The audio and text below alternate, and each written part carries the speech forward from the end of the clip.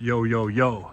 We are finally back after 3 months, and we finally got another invite to a Chinese private game. It's gonna be 5-5, it's gonna be super action, and it's gonna be a lot of fishies and whales opening with suspicious holdings. So, we're just gonna do what we do and punish the non-believers. So yeah, let's make some money and crush some fish, guys. See you guys there.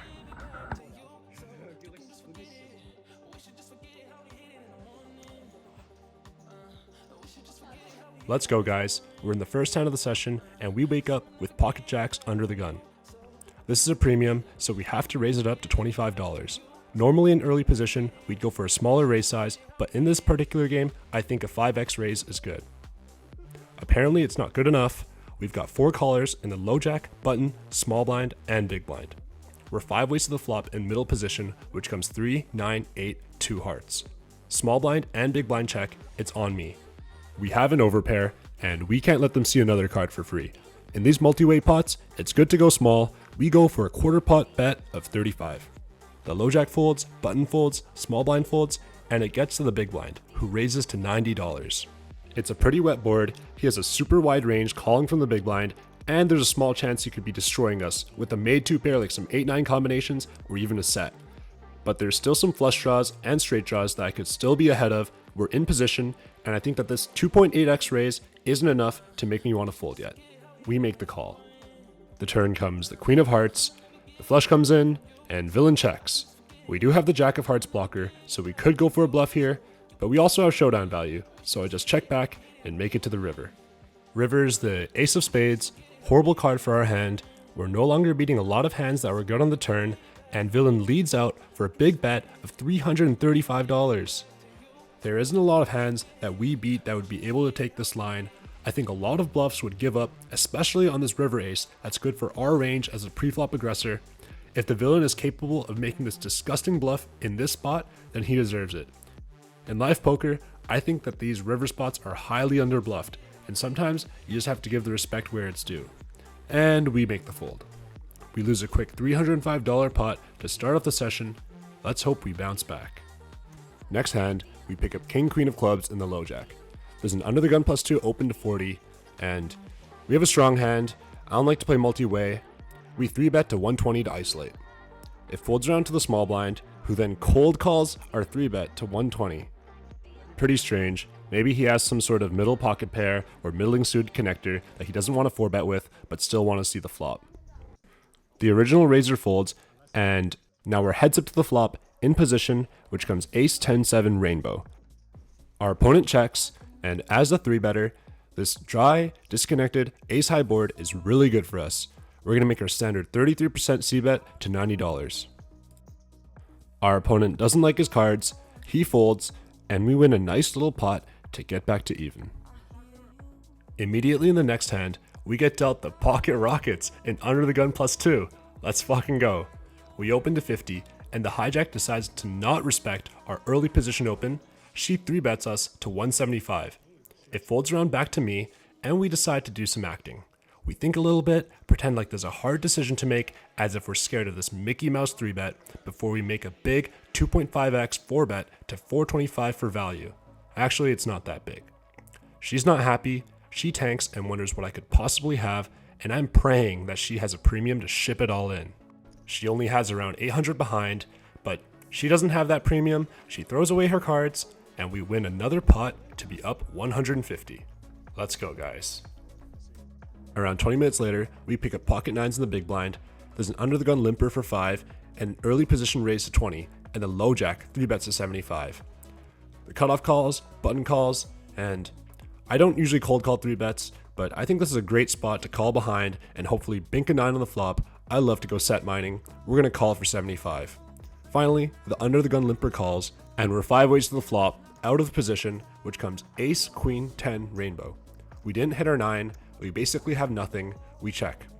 The player on my left instantly throws out a bet to 125. The player in late position calls.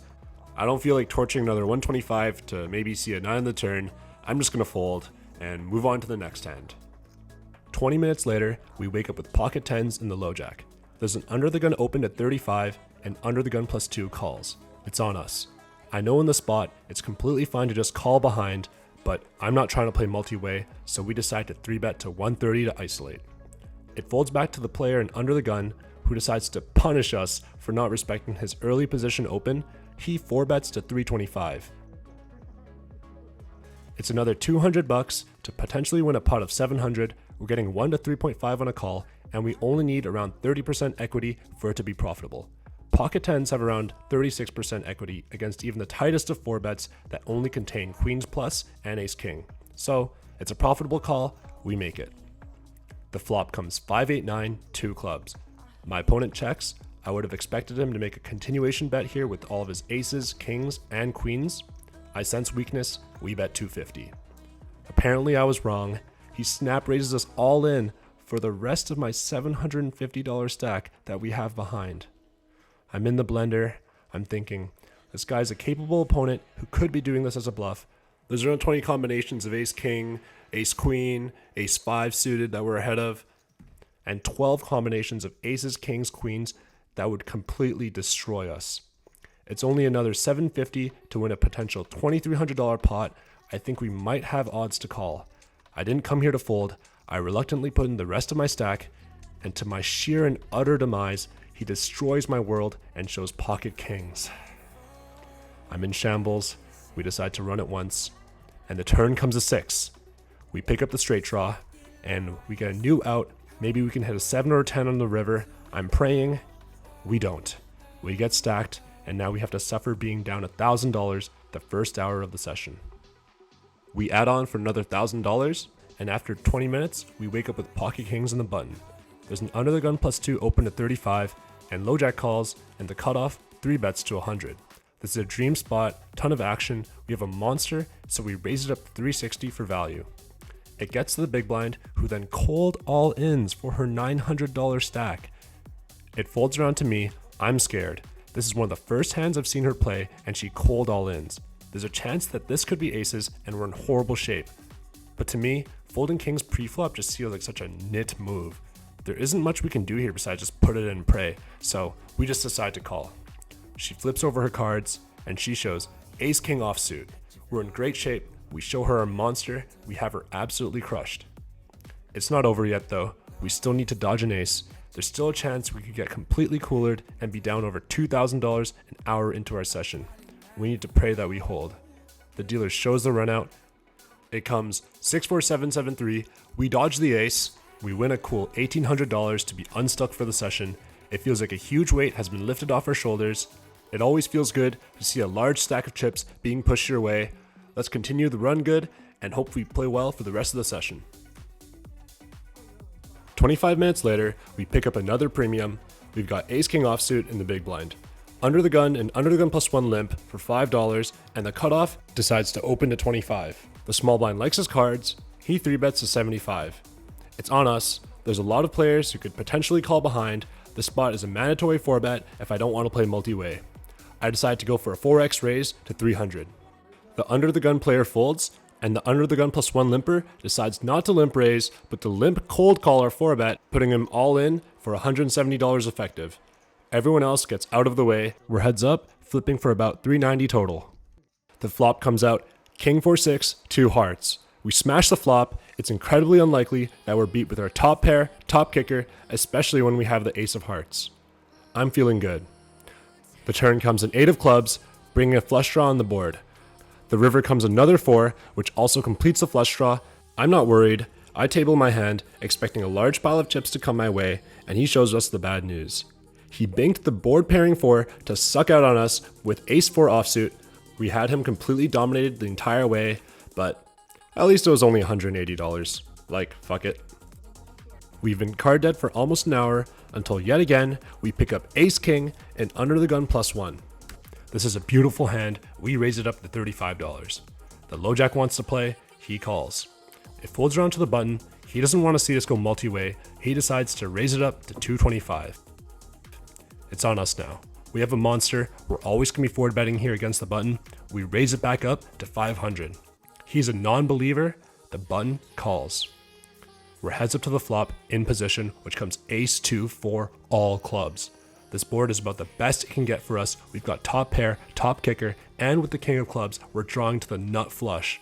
Since we're out of position, I decide to check here and see what he wants to do.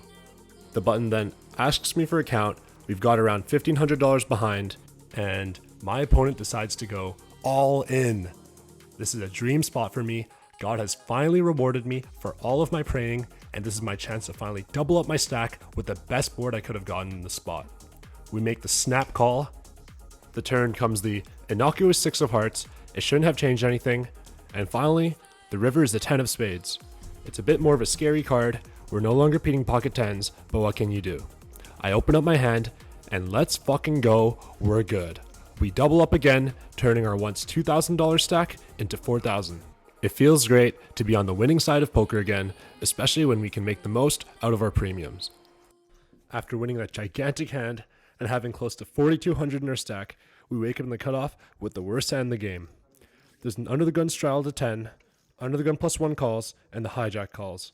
We're not going to let them see a flop for free. I'm going to go for a 5x raise +10 for each limper. I finally gain some respect at the table, and everyone quickly folds except for the hijack, who's a non-believer. We're heads up to the flop, in position, which comes king, 7 deuce, 2 spades. This king high board is a great board for us. It's amazing for a range as a pre-flop aggressor, and we also have the 10 of spades. He checks it over to me, and in this spot, we're going to be betting our entire range here. In single raise pots, I like to go for a half pot size c-bet in position, so we bet out for 70. The hijack quickly folds, and we pick up a nice little pot to redeem ourselves with pocket 10s. Let's go. In this hand, we wake up with pocket queens and under the gun +2. There's a button straddle to 10, so we gotta raise it up to 35. The low jack really likes his cards. He doesn't believe us. He 3-bets to 125. But the hijack is the ultimate non-believer. Maybe as a monster, he cold 4-bets us to 500. It folds around to me, and this is a really sticky spot for me to be in. I don't like calling, especially not multi-way, when we have a player left to act who could just jam on us, and I also don't feel that comfortable with raising as well. Normally I just 4-bet this, but I think I've literally never seen this guy 4-bet before. He's been sitting down for the past 2.5 hours, and he just seems like a super tight player who lacks a lot of 4-bet bluffs. A cold 4-bet, especially from him, we're either flipping with ace-king, or I feel like we're just getting destroyed by kings or aces. It's late into the session, I don't have that much invested in the pot, so I just decide to lay it down. Later in the hand, we found out that our read was right.